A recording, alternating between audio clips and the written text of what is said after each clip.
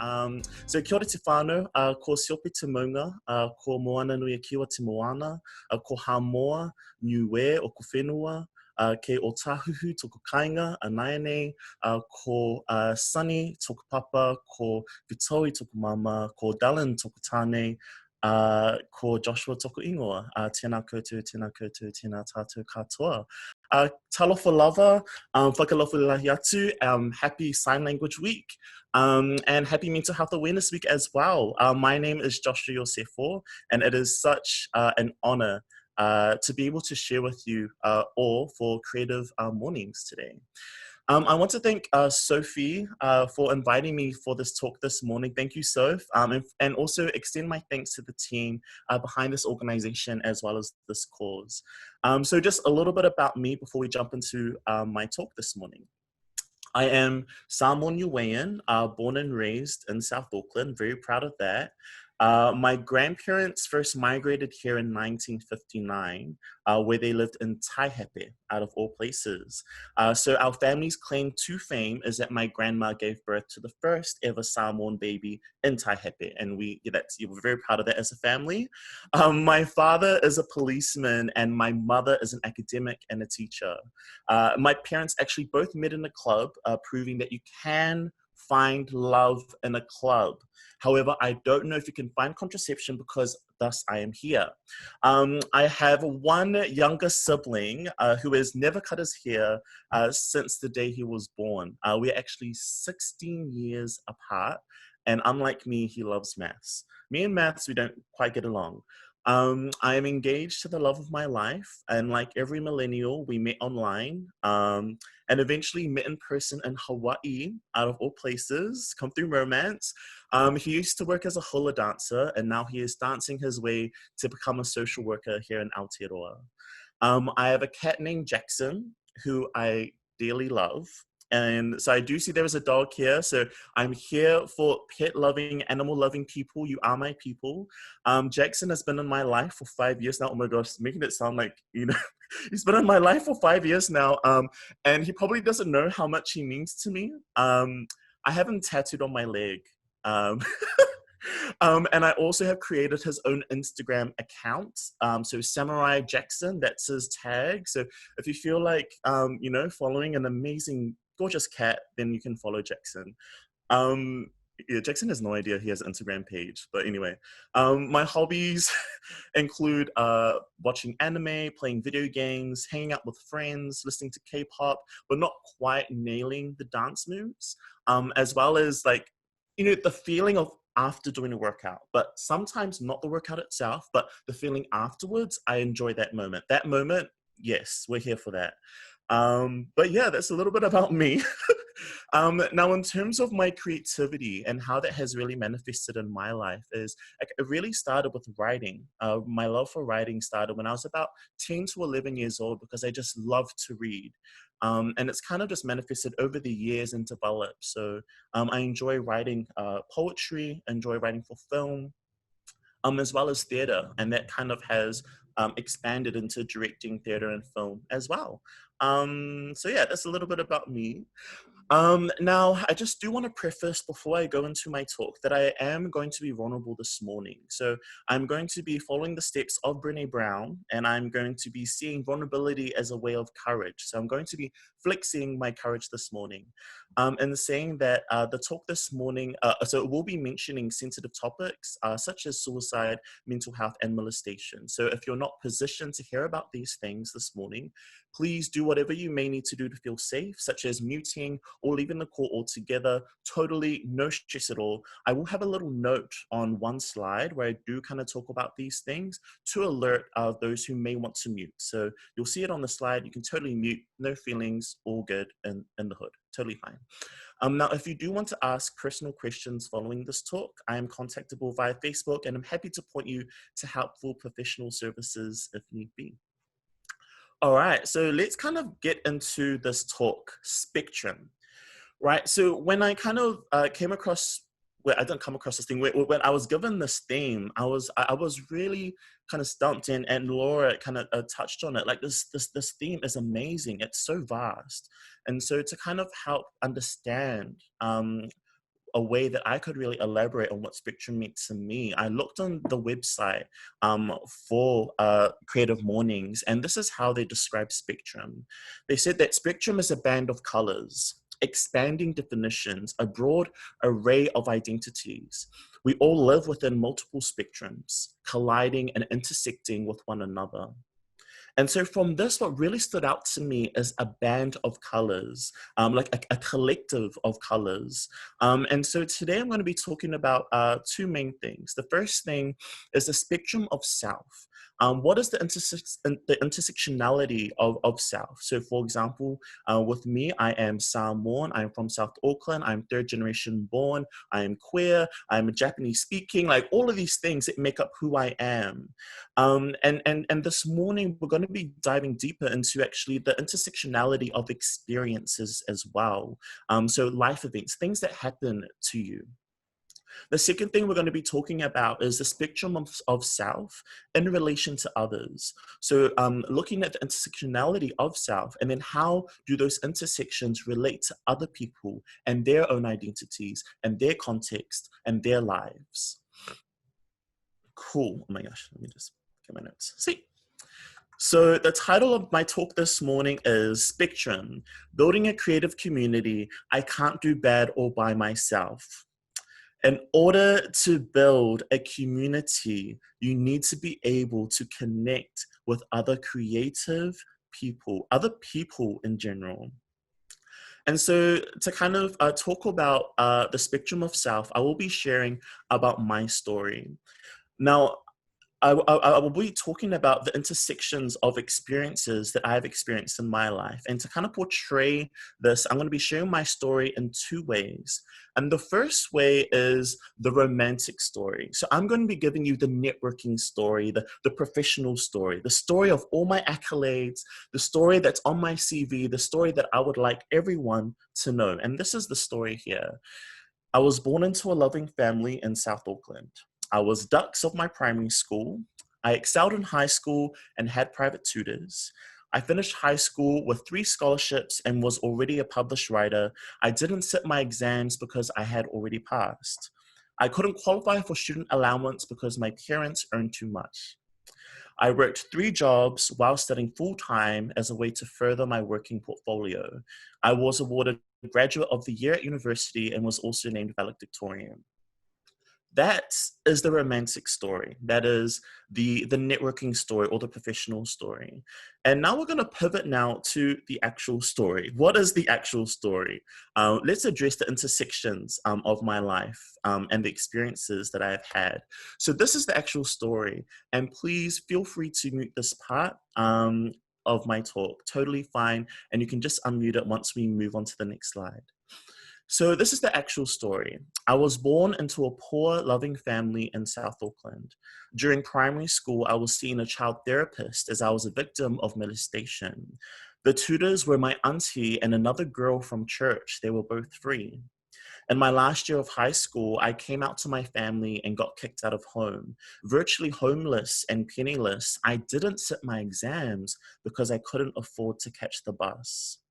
I couldn't qualify for student allowance because I had no relationship with my parents, and StudyLink didn't believe in my case. So instead, I had to ask a predator for money so that I could afford to pay the building levy at university. I worked 3 jobs while studying full-time in order to survive. I worked 6 months straight at a time with no days off and was stuck in a toxic relationship. During my university studies, I suffered greatly from depression and anxiety, often self-harming, and attempted to take my own life twice. Now, this is the actual story, and these things may be quite heavy to hear, but it is important because these experiences, these intersections, actually are important threads that make up the fabric of who I am. The romantic story is true, and the actual story is true. Both stories speak to the spectrum of experiences that make up a small aspect of who I am as a person. To ignore the vast human experience is to ignore the victory when overcoming adversity. So if we were to code my story, if we were to kind of look at my story as a form of research and code all of the experiences that I've been through, these are the key words. These are the subjects that really encapsulate my story. These are the key words. We have family, queer, Pacifica, mental health, and suicide prevention. Now these are the key words of my story. And now let's now pivot now to the shared story. So this is what I've experienced. These are the intersections that I have gone through. Now let's kind of pull back a bit and let's look at the context of my community and where I'm from and where I live. And this is the shared story. So here we go. This is the shared story. Cases of family harm are reported every 4 minutes. That means that every 4 minutes in Aotearoa, New Zealand, there is a case of family harm happening. That means that within the time that I've spoken to you so far, there have been 2 cases committed already or reported. In 2016, 553 people died from suicide. For every female suicide, there are 2.9 male suicides. This is just in Aotearoa, New Zealand. Rainbow identifying people are 75% more likely to be socially excluded. That means that rainbow identifying people are 75% more likely to feel lonely and to feel isolated. Rainbow identifying people are also 56% more likely to experience mental illness and distress compared to 30% of non-rainbow identifying people. And only 25% of Pacific people will access mental health care compared to 58% of New Zealanders overall. That is almost half the amount. So our Pacific people are not accessing mental health care. These statistics are not stacked up against me, but they are stacked up beside me and with me. One of the things that I really struggled to do with in the past was to call out these statistics, call out the data. And I personally didn't agree with the deficit thinking and instead would retreat in my own little bubble. However, to ignore the data of the marginalized is to reject empathy. And one of the traps that I actually fell into was within my own creative journey is this illusion of isolation. I was so enveloped in my own self-expression that I really struggled to see the bigger picture. But what I learned over my time is that there is no point in being creative if you are the only one who benefits. There is no point in being creative if you're the only one who benefits. And I struggled to see the beauty of creating with and alongside others. So this is what I have. I have the intersections of self, of me, who I am, my experiences. I understand my experiences in my own context, in reference to Aotearoa, in reference to being Pacific, to being queer, to addressing mental health, to addressing suicide prevention. So what should we do? What do I do? And so this is what we did. In March last year, our creative collective Odd Family, made up of 52 members, put on our debut work, Odd Daphne, in the heart of South Auckland at Mangere Arts Centre. This autobiographical play, based on my actual story, is about a Pacifica family navigating their way around mental health and suicide prevention. It addresses the attention and support needed for Pacifica families, highlighting the dire need for queer Pacifica people to receive mental health support and support from their families. It features openly queer characters, and I've been told that it is the first time a same-sex kiss has ever been shared on stage in Mangere Arts Centre. A little bit about the play. So in our first season, despite being actually nobodies in the theatre or wellbeing community, we were an unknown name. We were a Trojan horse. We defied the odds and performed in front of a sold-out season. That's 1,150 people who ended up seeing our show. We also had students from Mount Roskill Grammar School watch our show and use our story for their health, drama, and English assessments. We also gave audience members the opportunity to sign up for mental health first aid training, and we had over 50 families sign up and complete the training after watching our first season. From the first season and from the positive outcomes and energy created from the first season, it was clear that our community still needed the story. And so we came back this year with a second season, which also sold out. But this time we included a matinee and a school show. We had Mangere College, Tangano College, including their parenting unit, Eden Campus, Mount Rushmore Grammar School, and Aorere College come through and write about the show for their assessments. Many of the schools, bar Eden Campus and Mount Rushmore Grammar School, are directly in the communities which we wanted to serve, being in South Auckland, with predominantly Pacific and Māori students facing a lot of the statistics that I did mention earlier. We had workshops at their schools unpacking the show. And from our second season, we had over 1,380 people attend. We also had mindfulness coloring in books, which people could purchase by one of our artists who was part of our collective. One of the most surprising things from Odd Daphne and from this experience of creating Odd Family was that we were named as one of the finalists for the New Zealand Playwright Script Writing Competition, and also won the Hackman's Cup for Most Original Production in the Auckland Theatre Awards. And so from this, we see that the pain of the intersections of my life was given purpose, and my story became a catalyst for a community-changing play. Now let's just rewind a little bit. So we've mentioned all of the good that we've done, but how did we get here? And this is the process of how it all started. So how did we get here, everyone? It started with the call out.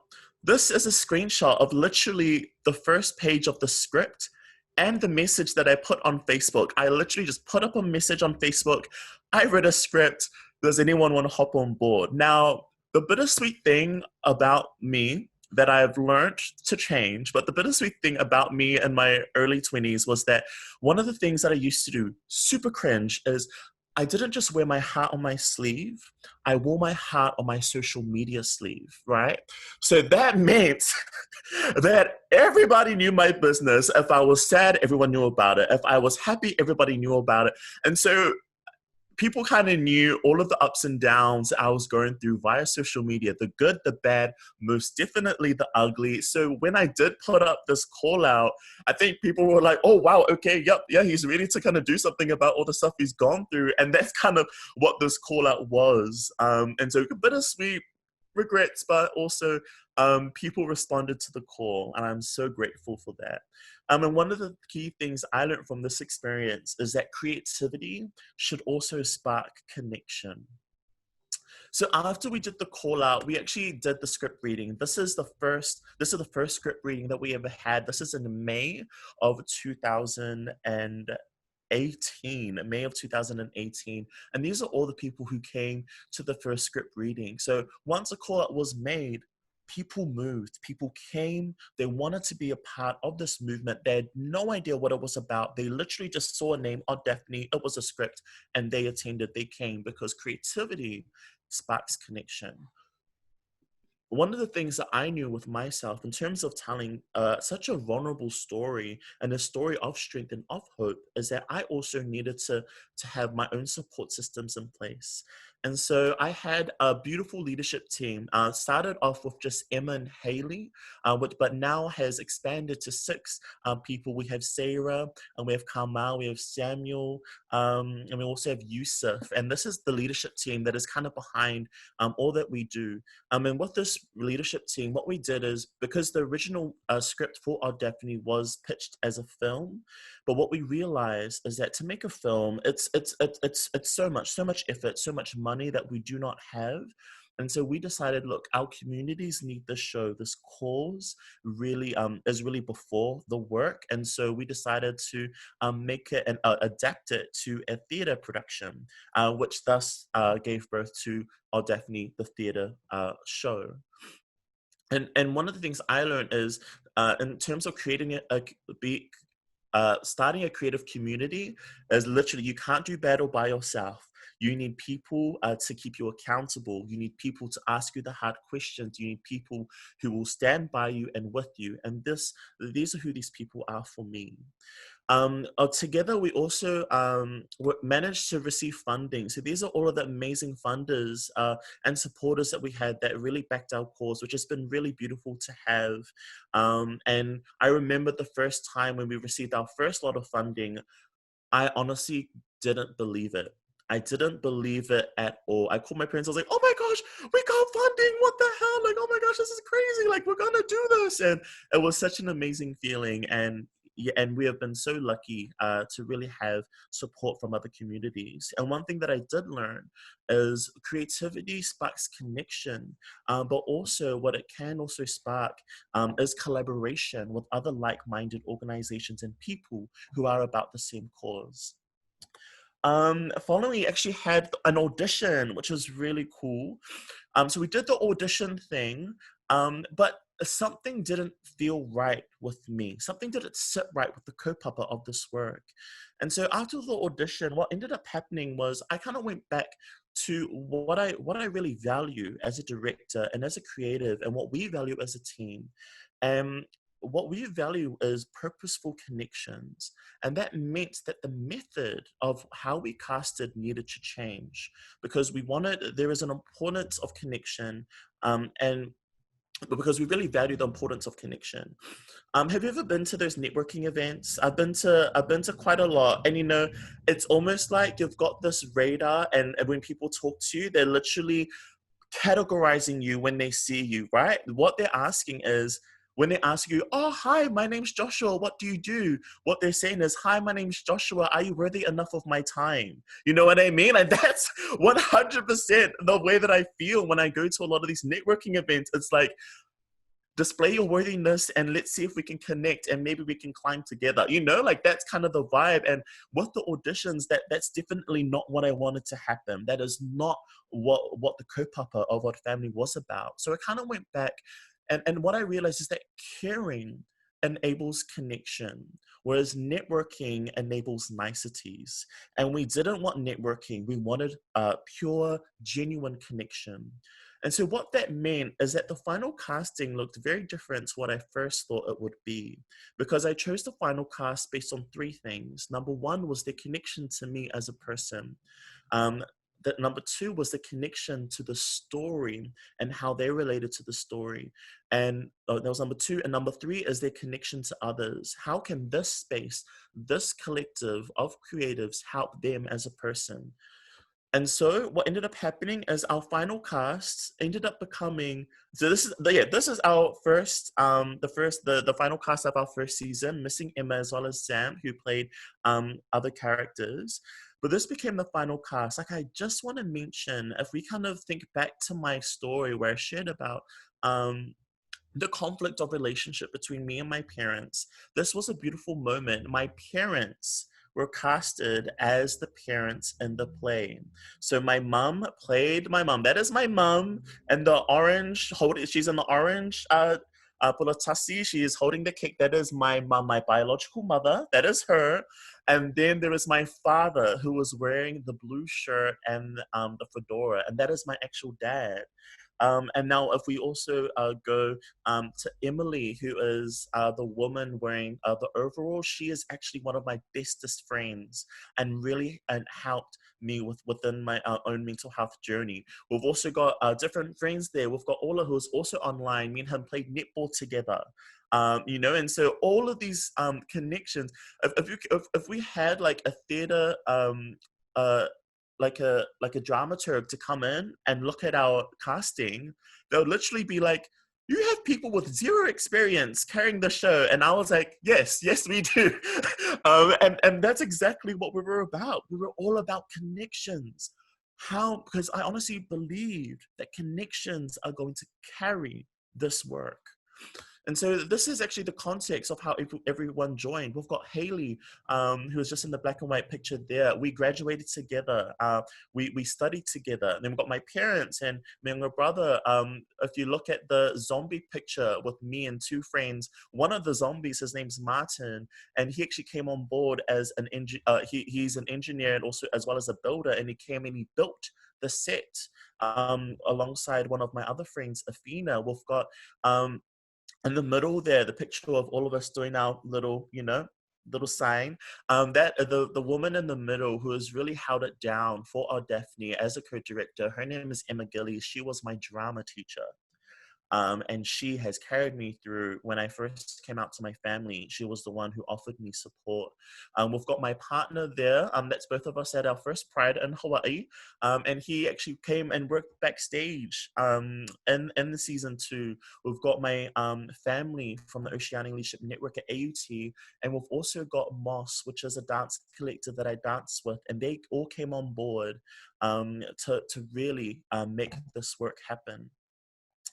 And so once we had everyone through, we went into the rehearsal process, which once again kind of went against what all of the drama books tell us. Instead of having a 2-month or 1-month lead up before the first show, we had a 6-month lead up.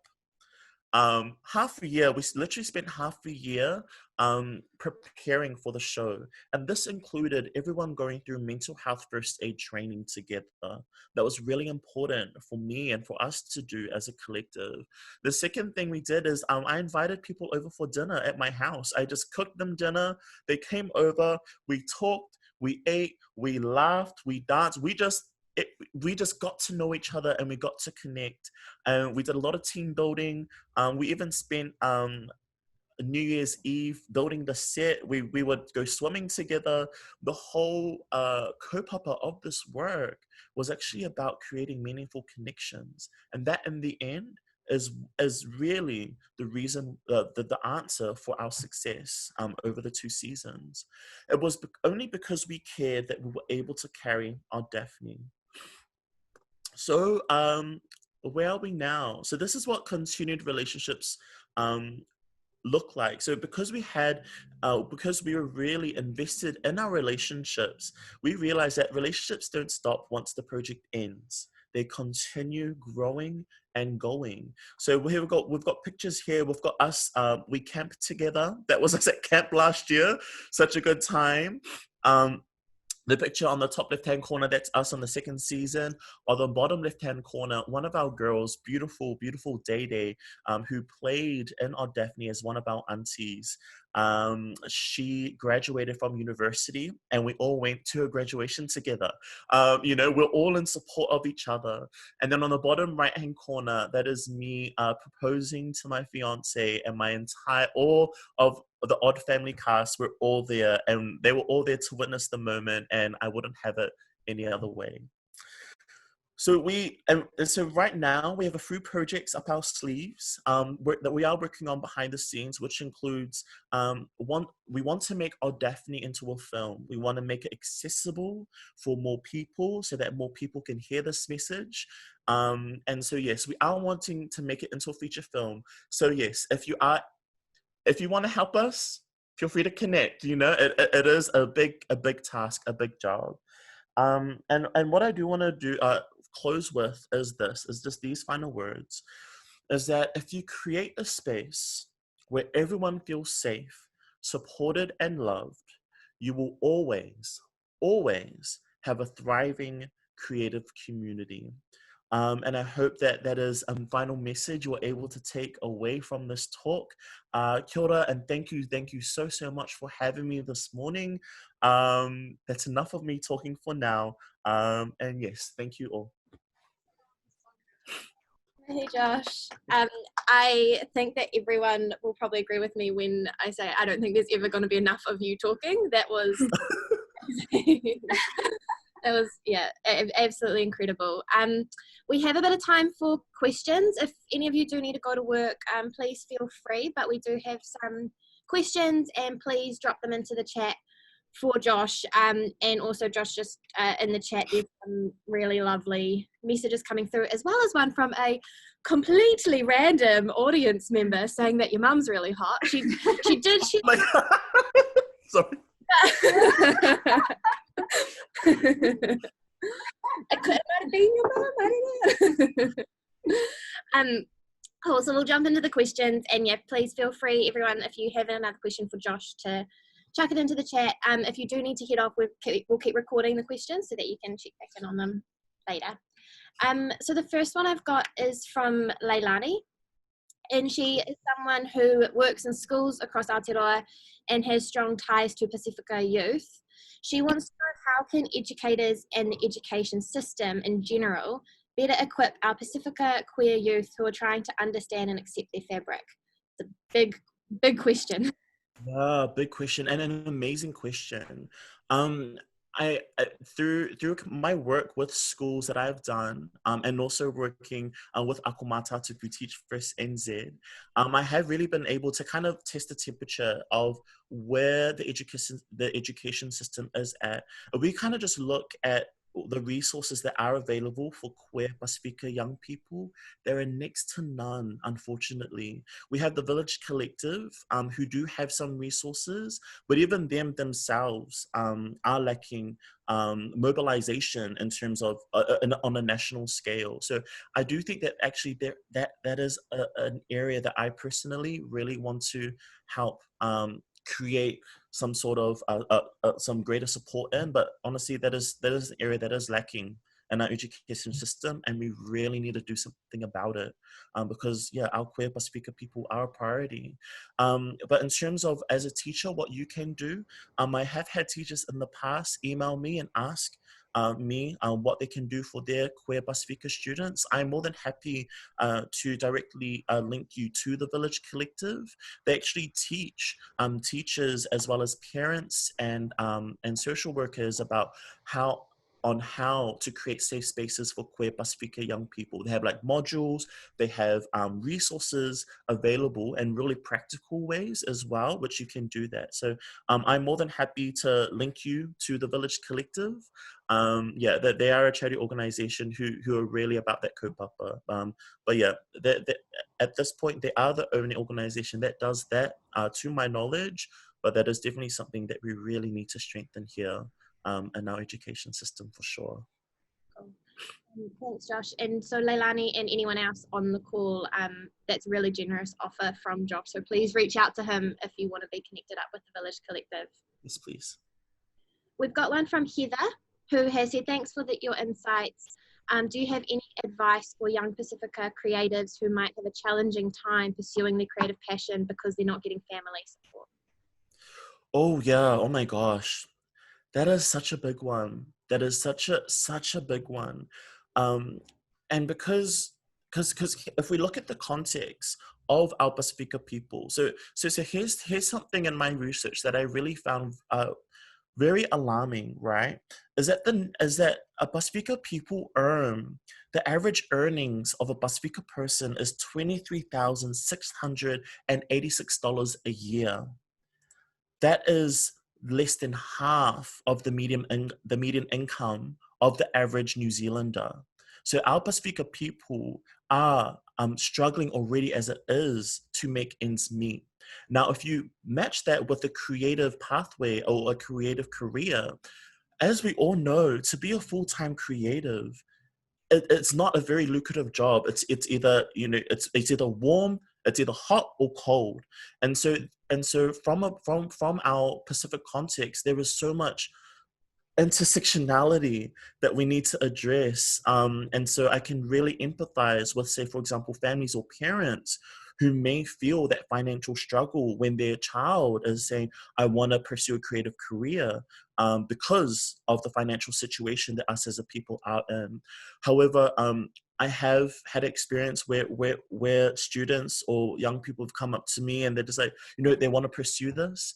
I honestly think it really does come back to flexing that courage, being vulnerable, and having really honest talanoa, honest conversations with parents, and sometimes having a mediator to really explain and to really hold space is really helpful when having those important conversations with our families.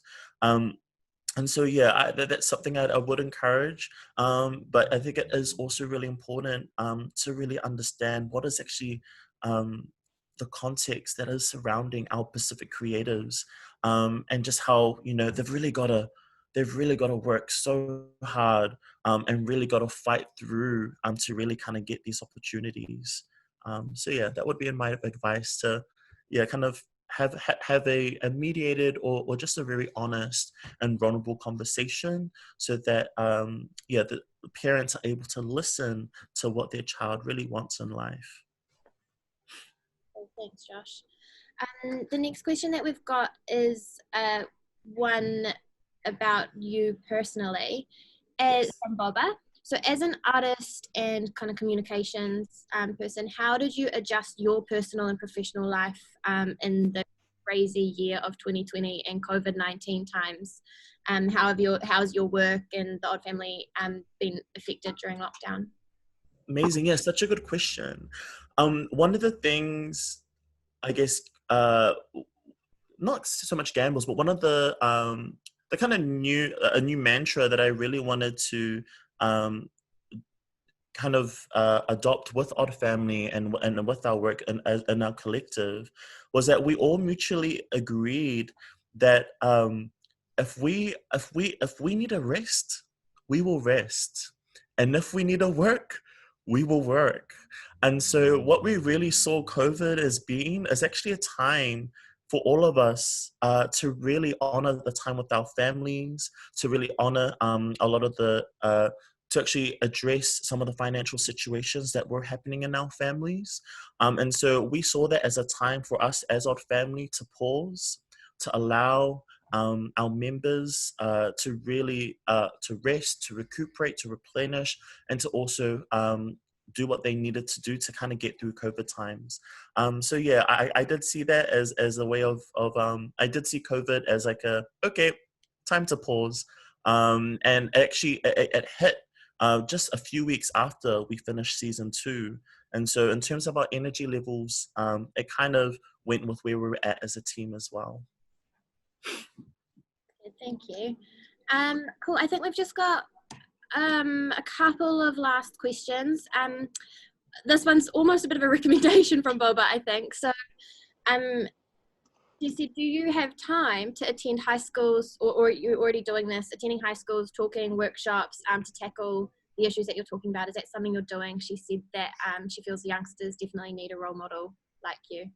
Yeah, awesome. Yes, so Odd Daphne as a script is being used as a learning resource for high schools. So if you would like your students to study Odd Daphne, we've had teachers who teach drama as well as English and health approach us. So if you would like to teach that, we do have workshops also available that we can run to unpack the story. What we find is sometimes when you are trying to unpack subjects and topics such as mental health and well-being, suicide prevention, etc., it's really nice to have a text to work from as a resource for students to really kind of comprehend and relate to. So yeah, if you are keen to teach Odd Daphne, then yeah, definitely be in contact and our team will be able to help you and also hold workshops at your school. Thank you. And I thought we were done, but there's actually been an amazing question just come through from Jess. So I'm going to ask it. Hopefully you've got time. Yeah. In presenting your story and the story of inequalities that you've faced, how do you navigate around negative stereotyping? Yeah. How do I navigate around negative stereotyping? I have done this since the day I came out of the womb. Like, I'm not even kidding. Like, and anyone who has had those stereotypes, you know, just kind of haunting, it's almost like this thing that unfortunately is always there, and is just something that, if anything, has kind of really, I've kind of seen it as a launching pad to really almost, yeah, as a launching pad to continue the work that I'm doing. But yeah, I do feel that the temperature of where Aotearoa is at the moment, as we are, yeah, I think we are getting, slowly but surely, we are getting better at all of those things. But I think such a practical tool for people to know is just pronouncing people's names is such a beautiful way to affirm them, and a beautiful way to say, I see you and you as a person and your context. And I think that in itself is such a great thing. Just pronounce people's names properly. But yeah, that's such a big question, but honestly, yeah, since the day I came out of the womb, I've been fighting my whole life.